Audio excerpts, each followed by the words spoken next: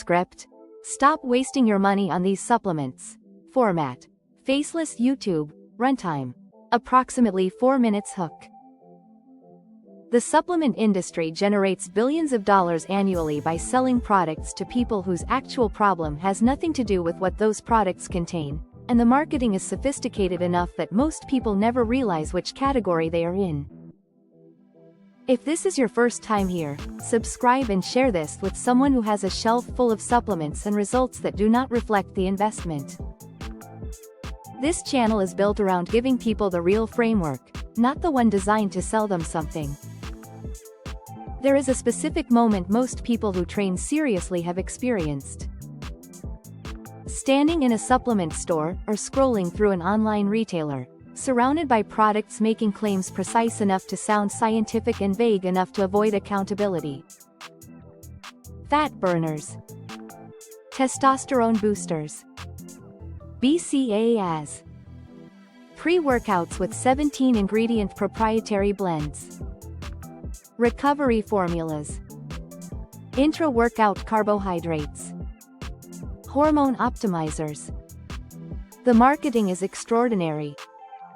The photography is aspirational. The before and after images are compelling. And the price points suggest that the contents of these containers are doing something meaningful for the physiques associated with them. Some supplements have genuine, research-supported utility for specific people under specific conditions. A small number of them are worth the money for most people training seriously. The vast majority are either redundant, ineffective at the doses provided, or addressing a problem the buyer does not actually have. Understanding the difference, specifically, mechanistically, with enough precision to make an informed purchasing decision rather than an emotionally driven one, is what changes the supplement shelf from an expensive source of hope into a rational, evidence-based investment in actual outcomes. The BCAA problem. Begin with one of the most heavily marketed and widely purchased supplements in the fitness industry, branched-chain amino acids, sold as essential for muscle preservation, recovery, and growth, consumed before, during, and after training by millions of people who believe they are giving their muscles something they would not otherwise receive. BCAAs, leucine, isoleucine, and valine, are 3 of the 9 essential amino acids.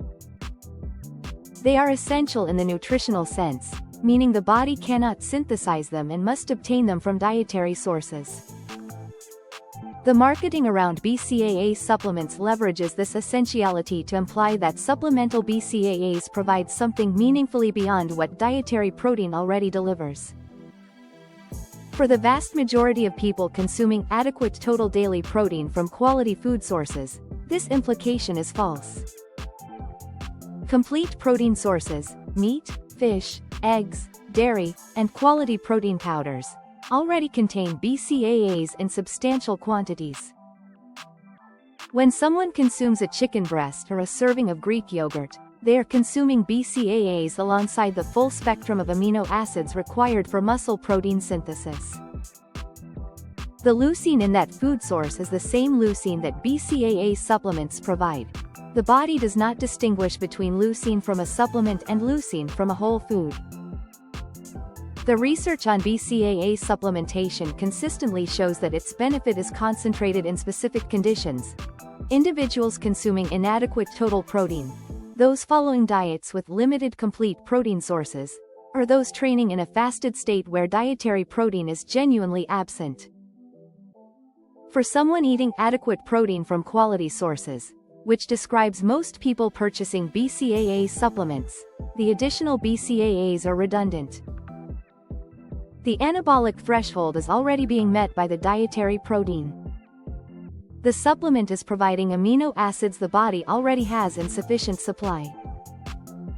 The money spent on BCAAs by people eating adequate protein is not being converted into additional muscle protein synthesis. It is being excreted. Fat burners. The mechanism versus the marketing. Fat burner supplements occupy a category where the gap between what the marketing implies and what the ingredients are physiologically capable of producing is particularly wide, and where understanding the actual mechanism reveals why the investment almost never matches the expectation. Most fat burner formulas contain a combination of caffeine, green tea extract, various herbal ingredients, and additional stimulants, assembled into a proprietary blend that protects the manufacturer from disclosing specific ingredient doses. The marketing positions these formulas as metabolic accelerators that significantly increase the rate at which the body burns fat. What the research shows is considerably more modest.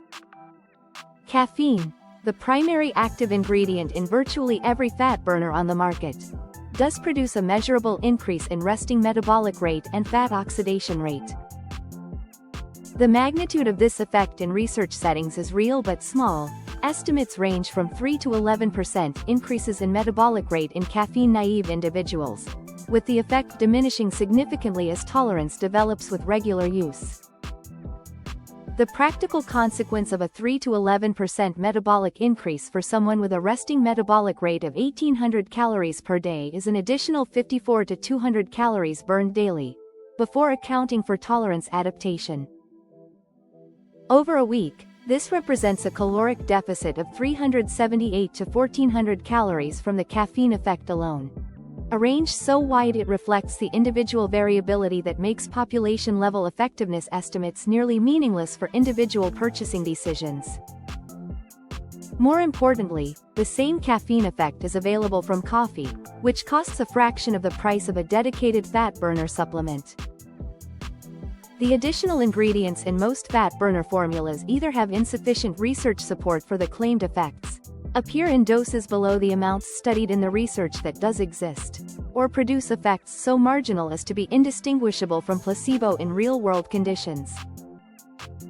Fat loss is produced by a sustained caloric deficit maintained over time.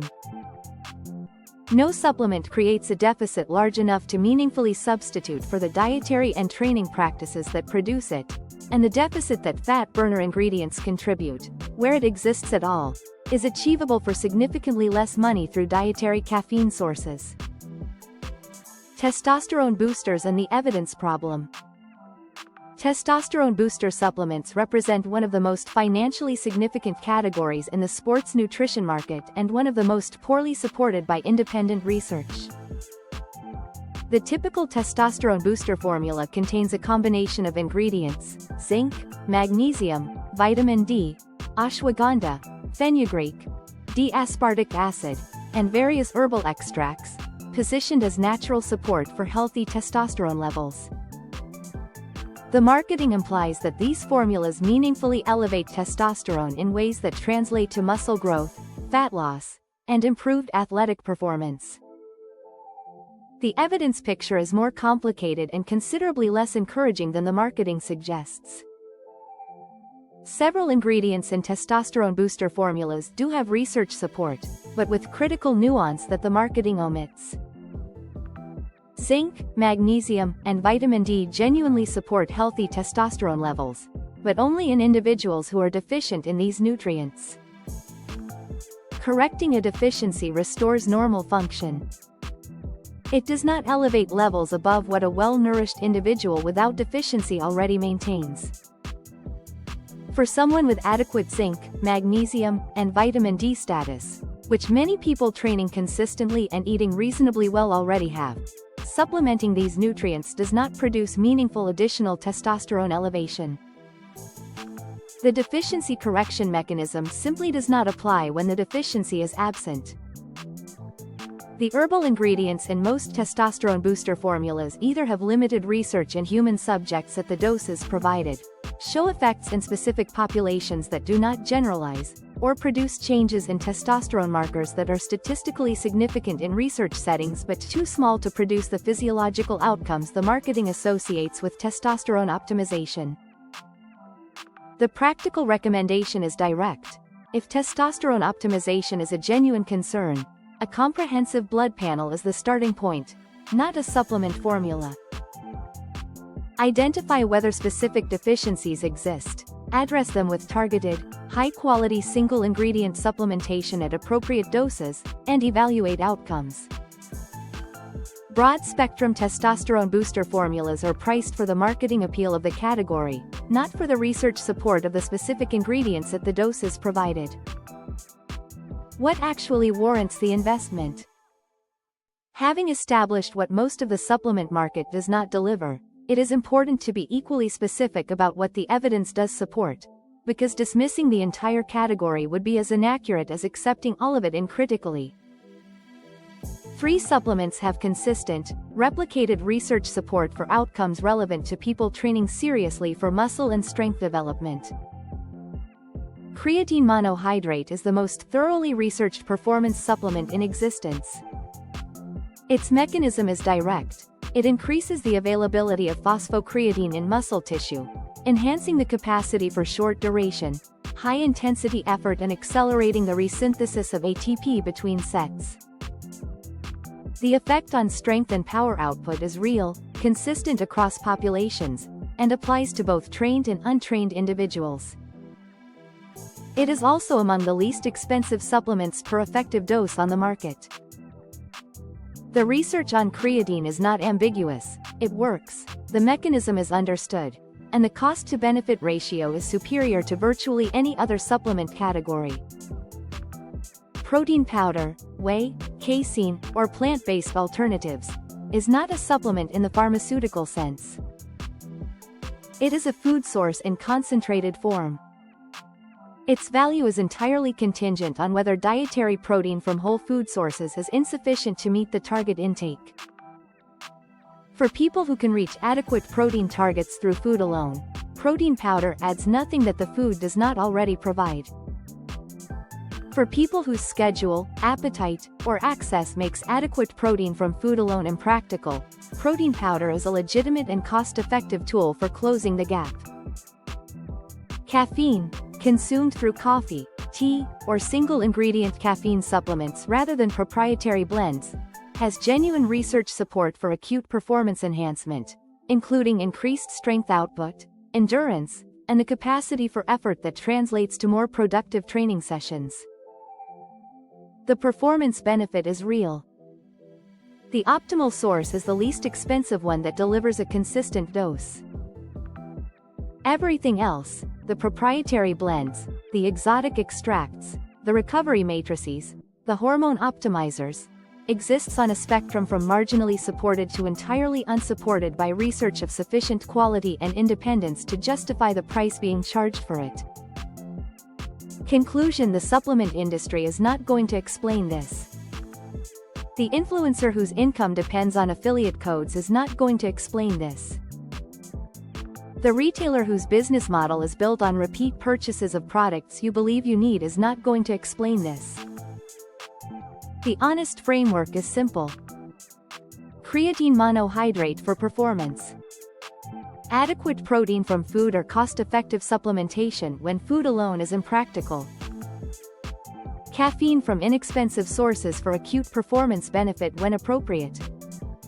Vitamin D, zinc, and magnesium only if blood work confirms deficiency, from single-ingredient supplements at appropriate doses, not in underdosed multi-ingredient formulas.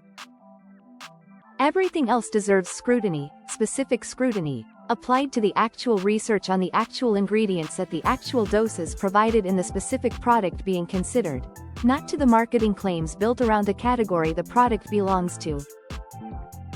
The money saved by eliminating what does not work is money available for the food quality, the training environment, and the recovery tools that actually determine the outcomes the supplement shelf was supposed to produce.